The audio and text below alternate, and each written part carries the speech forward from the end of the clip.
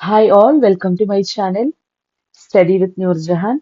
ഇന്ന് നമ്മൾ നോക്കാൻ പോകുന്ന ടോപ്പിക് ബി എഡിലെ സെക്കൻഡ് സെമ്മിൽ വരുന്ന സൈക്കോളജിയിൽ വരുന്ന കോഗ്നിറ്റീവ് വ്യൂസ് അബൌട്ട് ലേണിംഗ് എന്ന ടോപ്പിക്കാണ് കേട്ടോ. ഇത് അത്യാവശ്യം ഒരു ഇമ്പോർട്ടന്റ് ആയിട്ടുള്ള ഒരു ടോപ്പിക്കാണ്. ഇതിൽ മെയിൻ ആയിട്ട് വരുന്നത് under pinning theories of constructivism എന്നാണ് ഇതിനെ പറയാ. അപ്പൊ under pinning theories of constructivism ചോദിച്ചാൽ നമ്മൾ എന്ത് ചെയ്യണം? ഇത് തന്നെയാണ് എഴുതേണ്ടത്. അതിൽ ഫസ്റ്റ് വരുന്നത് ജീൻ പിയാഷെയാണ് വരുന്നത് കേട്ടോ. 4 പേരുടെ കാര്യമാണ്, 4 ലേണിംഗ് തിയറീസ് ആണ് ഇതിൽ വരുന്നത്. പിയാഷെ വരുന്നുണ്ട്, ബ്രൂണർ വരുന്നുണ്ട്, വൈഗോട്സ്കി വരുന്നുണ്ട്, ഓസുബെല്ലും വരുന്നുണ്ട്. ഫസ്റ്റ് നമുക്ക് എന്ത് നോക്കാം? ജീൻ പിയാഷെയുടെ നോക്കാം. ജീൻ പിയാഷെ എന്ന് പറഞ്ഞിട്ടുണ്ടെങ്കിൽ അദ്ദേഹം എന്താണ് പ്രൊപ്പോസ് ചെയ്തിട്ടുള്ളത്? ജനറ്റിക് എപ്പിസ്റ്റമോളജി ആണ്. അദ്ദേഹം ഒരു ജനറ്റിക് എപ്പിസ്റ്റമോളജിസ്റ്റ് ആണ് കേട്ടോ.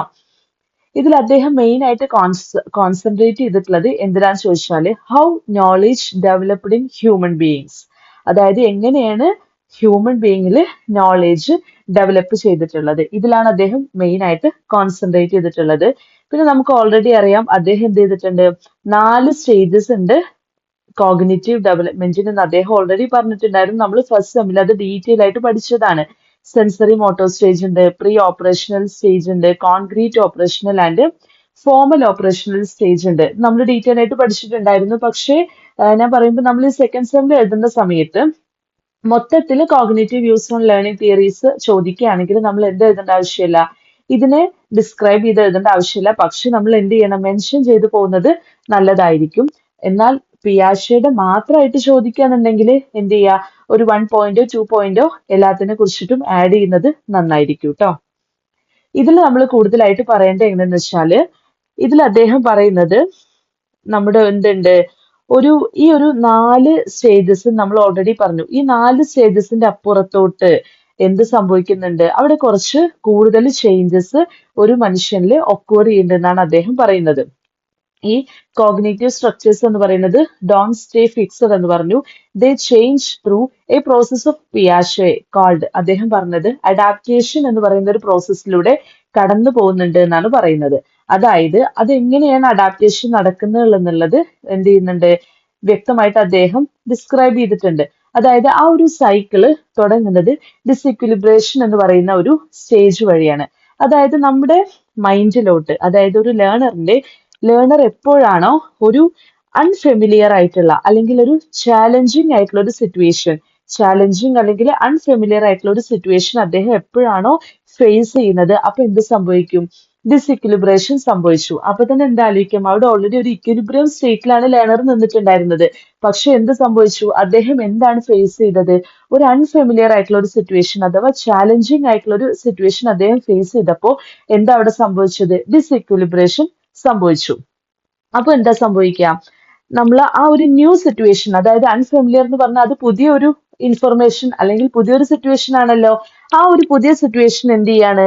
നമ്മുടെ ഓൾറെഡി എക്സിസ്റ്റിംഗ് ആയിട്ടുള്ള മെന്റൽ ഇമേജിനെയാണ് നമ്മൾ സ്കീമ എന്ന് വിളിക്കുന്നത് കേട്ടോ. നമ്മൾ ഓൾറെഡി എക്സിസ്റ്റിംഗ് ആയിട്ടുള്ള മെന്റൽ ഇമേജിനെ നമ്മൾ സ്കീമ എന്ന് വിളിച്ചു. അപ്പൊ ഈ സ്കീമയിൽ വന്നിട്ട് എന്ത് ചെയ്യാണ്? അത് വന്നിട്ട് ബൈൻഡ് ചെയ്യാണ്, ഓക്കെ, ലിങ്ക് ചെയ്യാണ് ന്യൂ സിറ്റുവേഷൻ വിത്ത് ഓൾറെഡി എക്സിസ്റ്റിംഗ് ആയിട്ടുള്ള സ്കീമയിൽ വന്നിട്ട് ബൈൻഡ് ചെയ്തു അല്ലെങ്കിൽ ലിങ്ക് ചെയ്തു. ആ ഒരു പ്രോസസ്സിനെ വിളിക്കുന്ന പേരാണ് റിവേഴ്സിബിലിറ്റി എന്ന് വിളിച്ചത്. അപ്പൊ ഡിസെക്വിലിബ്രേഷൻ സംഭവിച്ചു, അതിനുശേഷം റിവേഴ്സിബിലിറ്റി സംഭവിച്ചു. If the new information fit into existing ആയിട്ടുള്ള സ്കീമ നമ്മൾ എന്താ വിളിക്കുക? അസിമിലേഷൻ അവിടെ നടന്നു എന്ന് പറയാം. ഡിസെക്വിലിബ്രേഷൻ ആയി, റിവേഴ്സിബിലിറ്റി ആയി, അസിമിലേഷൻ ആയി. അതിനുശേഷം if it doesn't fit the learner, അതായത് എപ്പോഴും നമ്മളൊരു പുതിയൊരു കാര്യത്തിനോട്ട് നമ്മൾ ചെല്ലുന്ന സമയത്ത് നമുക്ക് അവിടെ അഡ്ജസ്റ്റ് ചെയ്യാൻ കുറച്ച് ബുദ്ധിമുട്ടുണ്ടാവില്ലേ? അപ്പൊ അതുപോലെ തന്നെ ഇവിടെ എന്ത് സംഭവിക്കുകയാണ്? ലേണർ ടോളറേറ്റ് ചെയ്യാണ് ന്യൂനെസ് ഓഫ് ദ സിറ്റുവേഷൻ. എന്ത് ചെയ്യാണ്? ലേണർ ടോളറേറ്റ് ചെയ്യാണ്. അപ്പൊ അദ്ദേഹം അതുമായിട്ട് അഡ്ജസ്റ്റ് ചെയ്യുകയാണെങ്കിൽ അതിനെ നമ്മൾ എന്ത് വിളിക്കാം? അക്കോമഡേഷൻ എന്ന് വിളിച്ചു കേട്ടോ. ലേണർ എന്ത് ചെയ്യുന്നു? ടോളറേറ്റ് ചെയ്യുന്നു newness of the situation and adjust with it and it's called accommodation. അങ്ങനെ എന്ത് ചെയ്തു? ഇങ്ങനെ ഒരു കോൺസ്റ്റന്റ് ആയിട്ടുള്ള ഒരു സൈക്കിൾ അവിടെ സംഭവിച്ചുകൊണ്ടിരിക്കുമ്പോൾ നോളേജ് ഗ്രോ ചെയ്യുന്നു. മെന്റൽ സ്ട്രക്ചേഴ്സ് എന്ന് പറയുന്നത് നമ്മുടെ ലേണറിന്റെ ഉള്ളിൽ കോംപ്ലക്സ് ആയിക്കൊണ്ടിരിക്കുകയാണ്. അപ്പൊ അവസാനം ഏത് സ്റ്റേജിലോട്ട് പോകുന്നു? നമ്മൾ ലോസ്റ്റ് ആയിട്ടുള്ള ബാലൻസ്, അതായത് ഈ ഡിസിക്വിലിബ്രേഷൻ എന്നുള്ള സ്റ്റേറ്റിൽ നിന്ന് റീഗെയിൻ ചെയ്ത് നമ്മൾ തിരിച്ചെന്ത് ബാലൻസ് തിരിച്ചു നേടുന്ന ആ ഒരു സ്റ്റേറ്റിലെത്തിയപ്പോൾ എന്താ അവിടെ സംഭവിച്ചു? ഇക്വിലിബ്രേഷൻ സംഭവിച്ചു. ത്രൂ ദിസ് കോഗ്നിറ്റീവ് ആയിട്ടുള്ള സ്ട്രക്ചേഴ്സ് എന്ത് ചെയ്തു? ഡെവലപ്പ് ചെയ്തു, ഓർഗനൈസ് ചെയ്തു. The cycle of disequilibrium and equilibrium എന്ത് ചെയ്യുന്നു? ഇങ്ങനെ നമ്മുടെ ഉള്ളിൽ കണ്ടിന്യൂ ചെയ്തുകൊണ്ടേയിരിക്കും. ആൻഡ് ദാറ്റ്സ് ഹൗ അഡാപ്റ്റേഷൻ എന്ത് ചെയ്യുന്നു? ഹാപ്പൻ ചെയ്യുന്നു. അപ്പോ നമ്മുടെ പിയാഷെ പറഞ്ഞത് ഈ ഒരു സ്റ്റേജസിന് പുറമായിട്ട് അപ്പുറത്തോട്ട് എന്തുണ്ട്? ഒരു അഡാപ്റ്റേഷൻ എന്ന് പറയുന്ന ഒരു പ്രോസസ്സ് നമ്മുടെ ഉള്ളിൽ നടക്കുന്നുണ്ട്. അതായത് ഓൾറെഡി ഇക്വിലിബ്രിയം സ്റ്റേറ്റിലിരിക്കുന്ന ലേണറിലോട്ട് അൺഫെമിലിയർ ആയിട്ടുള്ള ഒരു സിറ്റുവേഷൻ കടന്നു വന്നപ്പോൾ ഇക്വിലിബ്രിയം സ്റ്റേറ്റ് എന്തിലോട്ട് മാറി? ഡിസ്ഇക്വിലിബ്രേഷനിലോട്ട് മാറി. ആ ഒരു പുതിയ ഇൻഫർമേഷൻ പഴയ ഇൻഫർമേഷനുമായിട്ട് ലിങ്ക് ചെയ്യുന്ന സമയത്ത് റിവേഴ്സിബിലിറ്റി, ആ ഒരു ലിങ്കേജിനെ നമ്മൾ അസിമിലേഷൻ എന്ന് വിളിച്ചു. ദെൻ നമ്മുടെ ന്യൂനെസ് ഓഫ് ദ സിറ്റുവേഷനുമായിട്ട് നമ്മുടെ ലേണർ ടോളറേറ്റ് ചെയ്യുന്നതിനെ നമ്മൾ അക്കോമഡേഷൻ എന്ന് വിളിച്ചു. അങ്ങനെ അവസാനം എന്ത് ചെയ്യുന്നു? ഈ ഒരു സൈക്കിൾ ഇങ്ങനെ കണ്ടിന്യൂ ചെയ്യുന്ന സമയത്ത് ഡിസ്ഇക്വിലിബ്രിയം സ്റ്റേറ്റിൽ നിന്ന് തിരിച്ചു എന്ത് ചെയ്യുന്നു? ഈക്വിലിബ്രിയം എന്ന് പറഞ്ഞ സ്റ്റേറ്റിലോട്ട് ആരെത്തുകയാണ്? ലേണർ എത്തുകയാണ്. ഇതാണ് അഡാപ്റ്റേഷൻ സൈക്കിൾ എന്ന് പറയുന്നത്.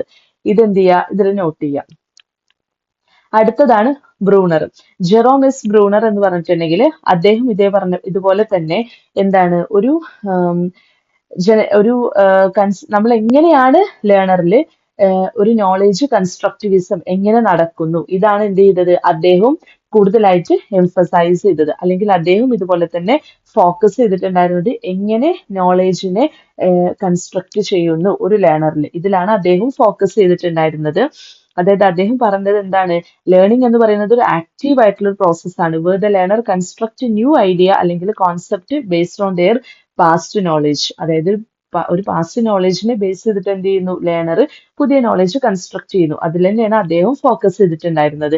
അതുപോലെ തന്നെ എന്താണ് അദ്ദേഹം എന്താ പ്രപ്പോസ് ചെയ്തിട്ടുള്ളത്? Spiral curriculum. സ്പൈറൽ കരിക്കുലം എന്ന് പറഞ്ഞാൽ നമുക്കറിയാം വീണ്ടും എന്താണ് നമ്മൾ ചെറിയൊരു ക്ലാസ്സിൽ ചെറിയൊരു കാര്യം പഠിക്കും. പക്ഷെ നമ്മളൊരു അടുത്തൊരു സ്റ്റേജിലോട്ട് എത്തുമ്പോൾ, അതായത് നമ്മളൊരു ഒരു UP സെഷനിൽ ഒരു കുട്ടി പഠിക്കുന്ന എന്താണ്? ഫോട്ടോസിന്തസിസ് നടക്കാൻ വേണ്ടി നമുക്ക് സൺലൈറ്റ് ആവശ്യമാണ്. എന്നാൽ ഹൈസ്കൂൾ സെഷനിൽ എത്തുമ്പോഴത്തേനും നമ്മൾ അവിടെ ഫോട്ടോസിന്തസിസിന്റെ മൊത്തം കാര്യങ്ങളൊക്കെ നമ്മൾ ഒന്നും കൂടി ഇലാബറേറ്റ് ചെയ്ത് പഠിക്കുന്നു. പിന്നെ ഒരു +2 സെഷനിലോട്ട് എത്തുന്ന സമയത്ത് അതിന്റെ കെമിക്കൽ ഫോർമുലയും കാര്യങ്ങളും അങ്ങനെ കുറെ കാര്യങ്ങൾ, അല്ലെങ്കിൽ ഹൈസ്കൂളിൽ തന്നെ അതിന്റെ കെമിക്കൽ ഫോർമുല പഠിച്ചു കഴിഞ്ഞിട്ട് ഒരു +2 സെഷനിലോട്ട് എത്തുന്ന സമയത്ത് ഫോട്ടോസിന്തസിന്റെ ഡിഫറെന്റ് ഫേസും കാര്യങ്ങളും അതിലോട്ടൊക്കെ പോകും. അപ്പൊ എന്താ? ഒരു നോളേജ് പിന്നെ അതിന്റെ ഒന്നുകൂടി കോംപ്ലക്സ് ആവും, പിന്നെയും കോംപ്ലക്സ് ആവും. പക്ഷെ ഇതിന്റെയൊക്കെ ബേസ് എവിടെ കിടക്കുന്നത്? ചെറിയ ക്ലാസ്സിൽ പഠിച്ചിട്ടുള്ള ഒരു ബേസിക് ആയിട്ടുള്ള നോളേജിൽ. അതാണ് നമ്മൾ സ്പൈറൽ കരിക്കുലം കൊണ്ട് ഉദ്ദേശിക്കുന്നത്. Where the topics are revisited at increased level of complexity, so the student എന്ത് ചെയ്യുന്നു? കണ്ടിന്യൂസ്ലി ബിൽഡ് ചെയ്യുന്നു what they have already learned. അതായത് അവരിങ്ങനെ ഒരു ചെറിയ ടോപ്പിക് ഇങ്ങനെ റീബിൽഡ് ചെയ്തിട്ടാണ് എന്ത് ചെയ്യുക? അവർ കൊണ്ടുപോവുക. അപ്പോൾ എത്രത്തോളം പഠിക്കുന്നു അത്രത്തോളം ആ ഒരു ടോപ്പിക് എന്ന് പറയുന്നത് നമ്മൾ റീവിസിറ്റ് ചെയ്യും. പക്ഷെ എന്താണ്? അതിന്റെ കോംപ്ലക്സിറ്റി എന്താണ്? ഹയർ ക്ലാസ്സിലോട്ട് പോകുന്തോറും ഇൻക്രീസ് ചെയ്യും. അപ്പൊ ഒരു സ്പൈറൽ കരിക്കുലം എന്ന് പറഞ്ഞിട്ടുള്ള ആ ഒരു തോട്ട് ഫസ്റ്റ് പ്രപ്പോസ് ചെയ്തിട്ടുള്ളത് ബ്രൂണർ ആണെന്ന് പറയണം. പിന്നെ അതേപോലെ തന്നെ അദ്ദേഹം എന്ത് ചെയ്തിട്ടുണ്ട്? ഒരു 4 തിയറീസ് ഓഫ് ഇൻസ്ട്രക്ഷൻസ് അദ്ദേഹം, അതായത് ഒരു തിയറി ഓഫ് ഇൻസ്ട്രക്ഷൻ അദ്ദേഹം പ്രപ്പോസ് ചെയ്തിട്ടുണ്ട്. അതിൽ 4 മേജർ ആയിട്ടുള്ള ആസ്പെക്ട്സ് ആണ് അദ്ദേഹം അവിടെ കൊണ്ടുവന്നിട്ടുള്ളത് കേട്ടോ. തിയറി ഓഫ് ഇൻസ്ട്രക്ഷൻ ഉണ്ട്, അതിൽ 4 മേജർ ആയിട്ടുള്ള ആസ്പെക്ട്സ് ഉണ്ട്. ഏതൊക്കെയാണ്? ഫസ്റ്റ് അവിടെ നമ്മൾ കൺസിഡർ ചെയ്യുന്നത് ലേണറിന്റെ പ്രീ ഡിസ്പൊസിഷൻ ടുവാർഡ്സ് ലേണിംഗ്. അതായത് ലേണറിന് എന്ത് വേണം? ലേണിങ്ങിനോടൊരു താല്പര്യം വേണം. അതുപോലെ തന്നെ രണ്ടാമത്തെ കാര്യം എന്ന് പറയുന്നത് ഹൗ ബോഡി ഓഫ് നോളേജ് നമ്മൾ സ്ട്രക്ചർ ചെയ്യുന്നു. അതായത് നമ്മൾ എന്താ നമ്മളൊരു കുട്ടികൾക്ക് ഒരു പഠിക്കാൻ വേണ്ടി ഒരു കാര്യം കൊടുക്കുകയാണെങ്കിലും ശരി, അല്ലെങ്കിൽ നമ്മളൊരു കാര്യം പഠിക്കുകയാണെങ്കിലും ശരി, ആദ്യം നമ്മൾ അതിനെ ഓർഗനൈസ് ചെയ്യണം, അല്ലെ? ഓർഗനൈസ് ചെയ്ത് പഠിക്കണം. അപ്പൊ ഇവിടെ തന്നെ നമ്മളിപ്പോ എന്താ ആദ്യം പിയാഷെ പഠിക്കുന്നു, പിന്നെ ബ്രൂണറിന്റെ പഠിക്കുന്നു, അടുത്ത നമ്മൾ വൈഗോട്സ്കി, അടുത്ത നമ്മൾ ഓസ്ബെല്ലെ, അങ്ങനെ നമ്മൾ ഓർഗനൈസ് ചെയ്ത് പഠിക്കണ്ട. അല്ല നമ്മൾ എല്ലാം കൂടെ മിക്സപ്പ് ചെയ്ത് പഠിച്ചാൽ നമുക്ക് പെട്ടെന്ന് പഠിക്കാൻ പറ്റൂ? ഇല്ല. അതന്നെ ഇവിടെ പറയുന്നത്. നമ്മൾ പഠിക്കാൻ പോകുന്ന ഒരു ബോഡി ഓഫ് നോളേജ് അഥവാ കണ്ടന്റ് എന്ന് പറയുന്നത് എന്തായിരിക്കണം? നമ്മൾ ഓർഗനൈസ് ചെയ്തിട്ടുണ്ടാവണം. ഓർഗനൈസ് ചെയ്താൽ നമുക്ക് പെട്ടെന്ന് അത് ക്യാച്ച് ചെയ്യാൻ പറ്റും, അണ്ടർസ്റ്റാൻഡ് ചെയ്യാൻ പറ്റും, ഈസിലി നമുക്ക് റെക്കഗ്നൈസ് ചെയ്യാൻ പറ്റും. അത് ലോങ് ടേമിൽ എന്ത് ചെയ്യും? നമ്മുടെ ലോങ് ടേം മെമ്മറിയിൽ കിടക്കും ചെയ്യും. അതന്നെയാണ് രണ്ടാമത്തെ കാര്യമായിട്ട് അദ്ദേഹം പറഞ്ഞിട്ടുണ്ടായിരുന്നത്. അടുത്തത് മോസ്റ്റ് എഫക്റ്റീവ് ആയിട്ടുള്ള സീക്വൻസസ് ഓഫ് പ്രസന്റിങ് മെറ്റീരിയൽ. നമ്മളൊരു കുട്ടിക്ക് ഒരു കാര്യം പ്രസന്റ് ചെയ്ത് കൊടുക്കുമ്പോൾ, അല്ലെങ്കിൽ നമ്മളൊരു ലേണറിന്റെ മുന്നിൽ ഒരു ലേണിംഗ് മെറ്റീരിയൽ പ്രസന്റ് ചെയ്യുന്ന സമയത്തും ഇതുപോലെ തന്നെ എന്താവണം? ഓർഗനൈസ് ചെയ്തിട്ട് വേണം പ്രസന്റ് ചെയ്യാൻ വേണ്ടിയിട്ട്. Nature and placing of rewards and punishment. ഒരു ക്ലാസ് റൂമിൽ നമ്മൾ ഒരു റിവാർഡ് ആണെങ്കിലും പണിഷ്മെന്റ് ആണെങ്കിലും എങ്ങനെ പ്ലേസ് ചെയ്യുന്നു? റിവാർഡ്സ് കൊടുക്കേണ്ടടുത്ത് റിവാർഡ്സ് കൊടുക്കണം, പണിഷ്മെന്റ് കൊടുക്കേണ്ടടുത്ത് നമ്മൾ എന്ത് ചെയ്യേണ്ടി വരും? പോസിറ്റീവ് ആയിട്ടുള്ള രീതിയിലുള്ള പണിഷ്മെന്റ് നമ്മൾ കൊടുക്കുക. അപ്പൊ ഇത്രയും കാര്യങ്ങളാണ് അദ്ദേഹം തിയറി ഓഫ് ഇൻസ്ട്രക്ഷനിൽ പറഞ്ഞിട്ടുള്ളത്. അതേപോലെ തന്നെ നമ്മൾ എന്ത് ചെയ്യണം, അവിടെ ഒരു കാര്യം കൂടി നമ്മൾ നോട്ട് ചെയ്യുക. കോൺസെപ്റ്റ് അറ്റൈൻമെന്റ് മോഡൽ പ്രപ്പോസ് ചെയ്തതും ആരാണ്? ബ്രൂണർ ആണ് എന്നുള്ള കാര്യം കൂടി നമ്മൾ എന്ത് ചെയ്യുക, നോട്ട് ചെയ്യുക. അതേപോലെ തന്നെ നിങ്ങൾക്ക് അറിയുണ്ടാവും ഡിസ്കവറി ലേണിംഗ് തിയറിയും കൊണ്ടുവന്നത് ബ്രൂണർ ആണ്. അപ്പൊ spiral curriculum, concept attainment model, പിന്നെ ഡിസ്കവറി ലേണിംഗ് തിയറി, ദെൻ നമ്മൾ എന്ത് ചെയ്യുക, ഒരു 4 major aspects of the theory of instruction കൂടെ നമ്മൾ എന്ത് ചെയ്യുക, അവിടെ പറഞ്ഞു വെക്കാം. ഇത്രയുമാണ് നമുക്ക് കൺസ്ട്രക്റ്റിവിസ്റ്റ് തിയറി ആയിട്ടുള്ള ജെറോം എസ് ബ്രൂണറിന്റെ തിയറി നമുക്ക് ഇവിടെ ഇൻക്ലൂഡ് ചെയ്യാനുള്ളത്. അടുത്തതാണ് സോഷ്യൽ ഡെവലപ്മെന്റ് തിയറി വരുന്നത് വൈഗോട്സ്കിയുടെ ആണ് കേട്ടോ. വൈഗോട്സ്കി എന്താ പറഞ്ഞിട്ടുള്ളത്, ഒരു ലാംഗ്വേജ് ഡെവലപ്മെന്റ് എന്ന് പറയുന്നത് ഒരു കോംപ്ലക്സ് ആയിട്ടുള്ള ഒരു ഇന്ററാക്ഷൻ ആണ് between the child and environment. അതായത് നമ്മുടെ എൻവയോൺമെന്റും നമ്മുടെ ചൈൽഡും തമ്മിൽ കോംപ്ലക്സ് ആയിട്ടുള്ള ഒരു ഇന്ററാക്ഷൻ നടന്നിട്ടാണ് അവിടെ എന്ത് സംഭവിക്കുന്നത്, ലാംഗ്വേജ് ഡെവലപ്മെന്റ് നടക്കുന്നത്. അപ്പൊ ഇവിടെ എന്താ സംഭവിക്കുന്നത്, കുട്ടിക്ക് സോഷ്യലി കോഗ്നിറ്റീവ് ആയിട്ടുള്ള ഡെവലപ്മെന്റ് ഒക്കെ ഒക്കോർ ചെയ്യുന്നത് നമ്മൾ അവിടെ പറയാം. അതിനുശേഷം അദ്ദേഹം എന്താണ് പ്രപ്പോസ് ചെയ്തിട്ടുള്ളത്, ലാംഗ്വേജ് ഡെവലപ്മെന്റൽ തിയറി അദ്ദേഹം പ്രപ്പോസ് ചെയ്തിട്ടുണ്ട് നമ്മൾ അവിടെ പറയാം. അടുത്തതായിട്ട് അദ്ദേഹം പറഞ്ഞത് അവിടെ മെയിൻ ആയിട്ട് എന്താണ്, ഒരു ZPD എന്ന് പറഞ്ഞിട്ട് നിങ്ങൾക്ക് കാണാൻ പറ്റും, സോൺ ഓഫ് പ്രോക്സിമൽ ഡെവലപ്മെന്റ്. അപ്പൊ അദ്ദേഹം ZPD എന്താണ്, അതിനെ കുറിച്ചിട്ട് അദ്ദേഹം എന്ത് ചെയ്തിട്ടുണ്ട്, പറഞ്ഞിട്ടുണ്ട്. അതായത് ZPD എന്ന് പറഞ്ഞിട്ടുണ്ടെങ്കിൽ ഇറ്റ്സ് എ ഡിസ്റ്റൻസ് ബിറ്റ്വീൻ, നമ്മൾ എങ്ങനെയാണ് ZPDയെ ഡിഫൈൻ ചെയ്യുന്നത് നോക്കാം. Distance between child actual developmental level അല്ലെങ്കിൽ കറന്റ് ഡെവലപ്മെന്റൽ ലെവൽ. എന്താണ് ആക്ച്വൽ ഡെവലപ്മെന്റൽ ലെവൽ? ഒരു കുട്ടി എന്ത് ചെയ്യാണ്, ഇൻഡിപെൻഡന്റ്ലി ആരുടെ സഹായം ഇല്ലാതെ ഒരു പ്രോബ്ലം സോൾവ് ചെയ്യാണെന്ന് വിചാരിക്കുക. അതിനാണ് നമ്മുടെ ആ ചൈൽഡിന്റെ ആക്ച്വൽ ഡെവലപ്മെന്റൽ ലെവൽ അല്ലെങ്കിൽ കറന്റ് ഡെവലപ്മെന്റൽ ലെവൽ എന്ന് വിളിക്കുന്നത് കേട്ടോ. അപ്പോൾ ഇതാ പറഞ്ഞത് ആക്ച്വൽ ഡെവലപ്മെന്റ് ലെവൽ, അതായത് what they can do independently. ഒരാൾ എന്ത് ചെയ്യാണ്, ആരുടെ സഹായം ഇല്ലാതെ എന്ത് ചെയ്യാണ്, ഒരു കാര്യം ചെയ്യാണ്. അതും അതേപോലെ തന്നെ the level of potential development level ഉണ്ട്. അതായത് ആക്ച്വൽ ഡെവലപ്മെന്റ് ലെവലും അതേപോലെ പൊട്ടൻഷ്യൽ ഡെവലപ്മെന്റ് ലെവലും തമ്മിലുള്ള ആ ഒരു ഡിസ്റ്റൻസിനാണ് എന്ത് വിളിക്കുന്നത്, ZPD എന്ന് വിളിക്കുന്നത്. അപ്പൊ ആക്ച്വൽ ഡെവലപ്മെന്റ് ലെവൽ എന്താന്ന് ഞാൻ പറഞ്ഞു, ഒരു കുട്ടി എന്ത് ചെയ്യാണ്, പ്രോബ്ലം സോൾവ് ചെയ്യുന്നു ഇൻഡിപെൻഡന്റ്ലി. അങ്ങനെയാണെങ്കിൽ പൊട്ടൻഷ്യൽ ഡെവലപ്മെന്റ് ലെവൽ എന്ന് പറഞ്ഞാല് what they can achieve through problem solving under adult guidance. അതായത് ഇവിടെ എന്താ, കുട്ടിയെ സഹായിക്കാൻ ഒരു നോളജബിൾ ആയിട്ടുള്ള ഒരു പേഴ്സൺ കുട്ടിയുടെ കൂടെ ഉണ്ട്, അല്ലെങ്കിൽ ഒരു അഡൾട്ടിന്റെ ഗൈഡൻസോട് കൂടിയിട്ട് കുട്ടി പ്രോബ്ലം സോൾവ് ചെയ്യുകയാണെന്ന് വിചാരിക്കാം. അപ്പോൾ കുട്ടി എന്ത് ചെയ്യുന്നു, സ്വയം ഒരു പ്രോബ്ലം സോൾവ് ചെയ്യുന്നു. അതിനെ നമ്മൾ ആക്ച്വൽ ഡെവലപ്മെന്റ് ലെവൽ എന്നും, ഒരാളുടെ ഗൈഡൻസിന്റെ ഹെൽപ്പോട് കൂടിയിട്ട് കുട്ടിയുടെ പ്രോബ്ലം സോൾവ് ചെയ്യുന്നതിനെ നമ്മൾ പൊട്ടൻഷ്യൽ ഡെവലപ്മെന്റ് ലെവൽ എന്ന് വിളിച്ചു. ഇതിന്റെ രണ്ടിന്റെ ഇടയിലുള്ള ആ ഒരു ഡിസ്റ്റൻസിനെയാണ് നമ്മൾ ZPD എന്ന് വിളിക്കുന്നത്. ക്ലിയർ ആയില്ലേ? അതിന് നമ്മൾ ZPD എന്ന് വിളിച്ചു.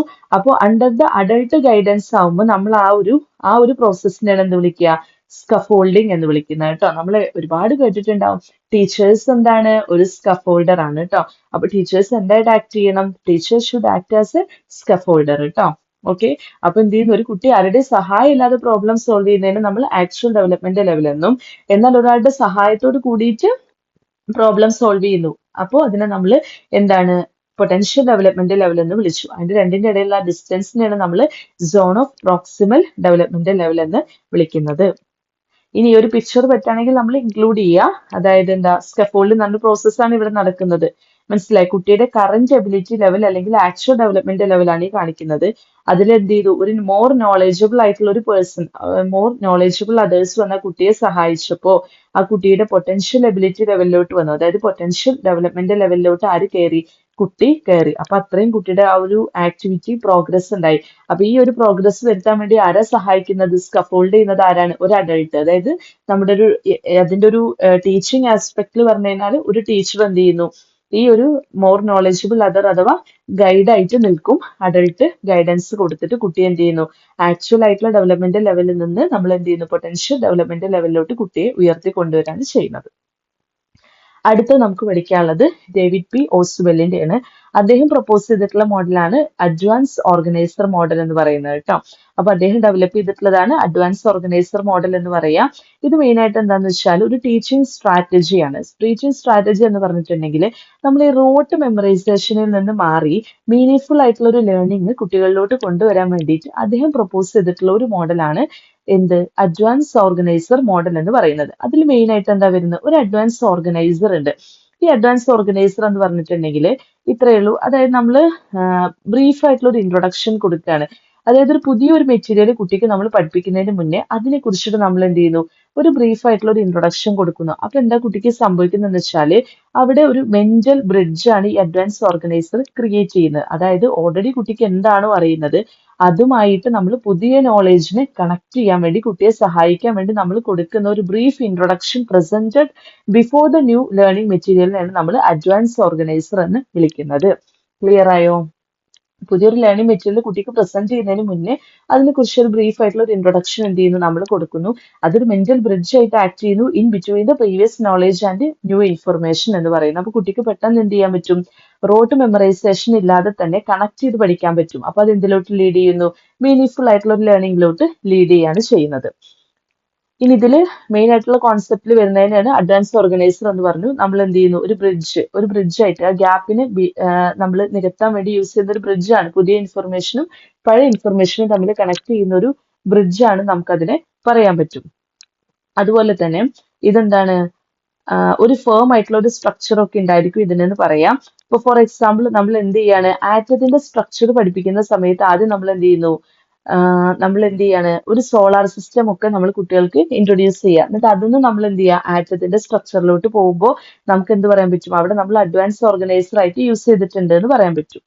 ഇനി സബ്സ്യൂമർ അഥവാ സബ്സംഷൻ, വളരെ ഇമ്പോർട്ടന്റ് ആയിട്ടുള്ള ഒരു ടേം ആണ് കേട്ടോ അത്. സബ്സ്യൂമർ അഥവാ സബ്സംഷൻ എന്ന് പറയുന്നത് the process where the new information is linked, അതുപോലെ തന്നെ filed under pre existing more general ആയിട്ടുള്ള concept in the learner's mind. നമ്മൾ എന്ത് ചെയ്യാണ്, ഓൾറെഡി എക്സിസ്റ്റിംഗ് ആയിട്ടുള്ള നോളേജുമായിട്ട് പുതിയ ഇൻഫർമേഷൻ വന്നിട്ട് ലിങ്ക് ചെയ്യുന്ന ആ പ്രോസസ്സിനെ നമുക്ക് സബ്സംഷൻ എന്ന് വിളിക്കാൻ പറ്റും.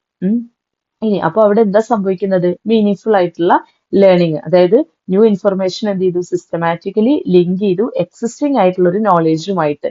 ദെൻ അത് ഇന്റഗ്രേറ്റ് ചെയ്തു സ്റ്റുഡന്റിന്റെ കോഗ്നിറ്റീവ് ആയിട്ടുള്ള സ്ട്രക്ചറിൽ എന്ത് ചെയ്തു, പുതിയ ഇൻഫർമേഷൻ വന്നിട്ട് ഇന്റഗ്രേറ്റ് ചെയ്തു. This make the information easier to remember and use. അത് നമ്മൾ എന്ത് ചെയ്യാണ്, ഒരു പഴയ നോളേജുമായിട്ട് എപ്പോഴും പുതിയതിനെ കണക്ട് ചെയ്ത് പഠിപ്പിക്കുകയാണെങ്കിൽ കുട്ടികൾക്ക് എന്ത് ചെയ്യാൻ പറ്റും, പെട്ടെന്ന് ഓർത്തെടുക്കാനും അതേപോലെ തന്നെ അത് ലോങ് ടേം മെമ്മറിയിലോട്ട് കയറുകയും ചെയ്യുന്ന പറയുന്നത്. അപ്പൊ അത്തരത്തിലൊരു മീനിങ്ഫുൾ ആയിട്ടുള്ള ഒരു വെർബൽ ലേണിംഗ് തിയറിയാണ് ആര് കൊണ്ടുവന്നത്, ഡേവിഡ് പി ഓസ്വെൽ കൊണ്ടുവന്നിട്ടുള്ളത്. അദ്ദേഹം പറഞ്ഞു രണ്ട് ടൈപ്പ് അഡ്വാൻസ് ഓർഗനൈസർ ഉണ്ട്.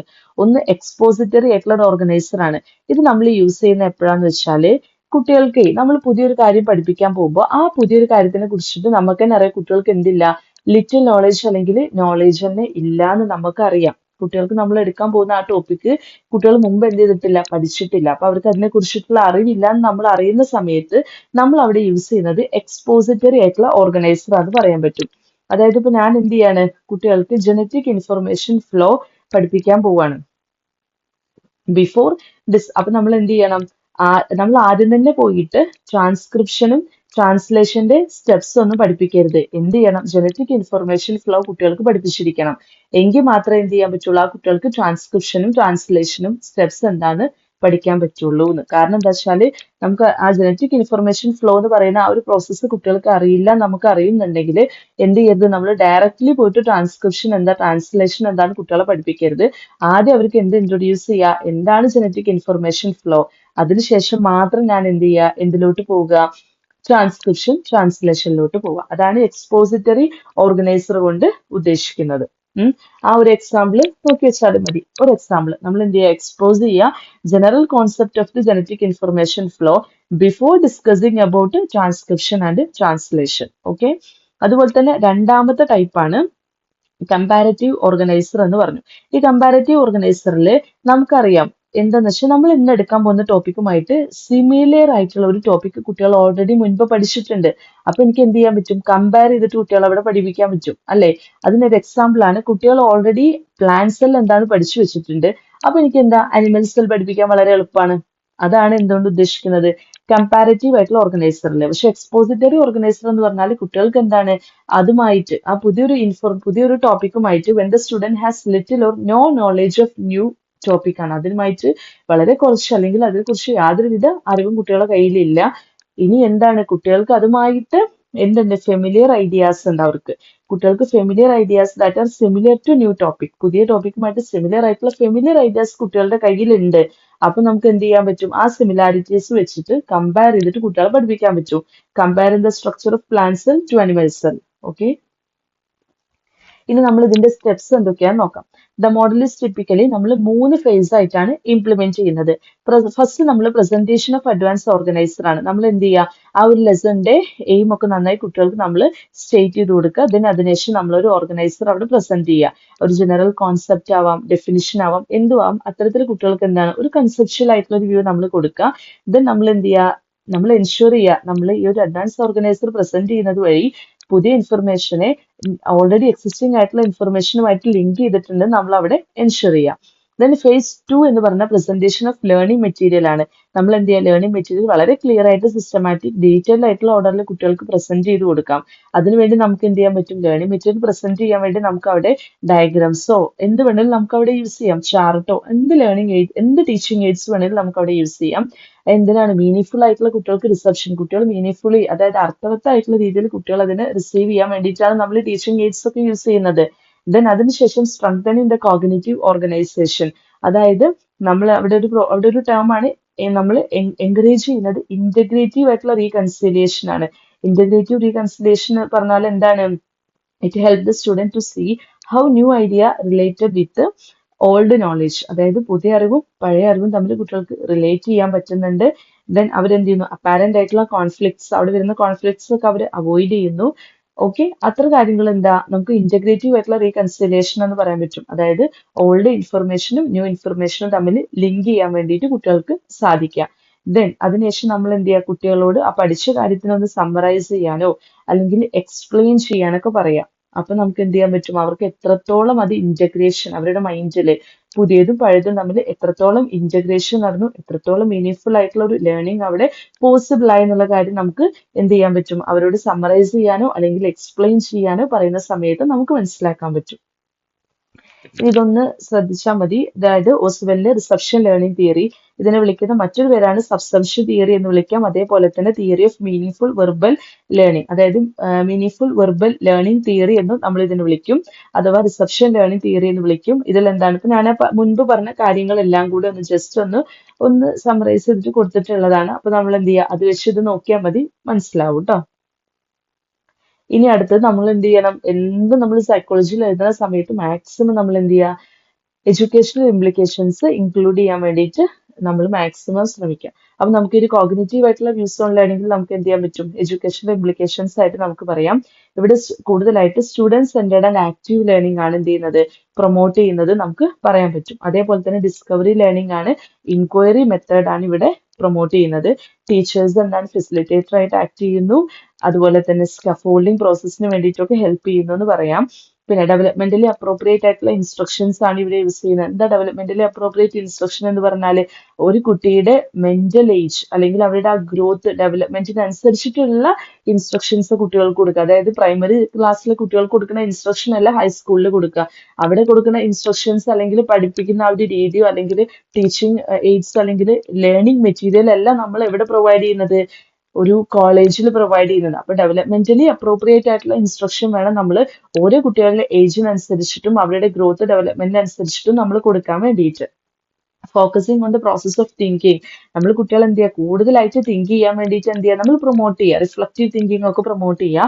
അതേപോലെ തന്നെ സോഷ്യൽ ആൻഡ് പിയർ ഇന്ററാക്ഷൻ എന്ത് ചെയ്യുക, കൂട്ടുക.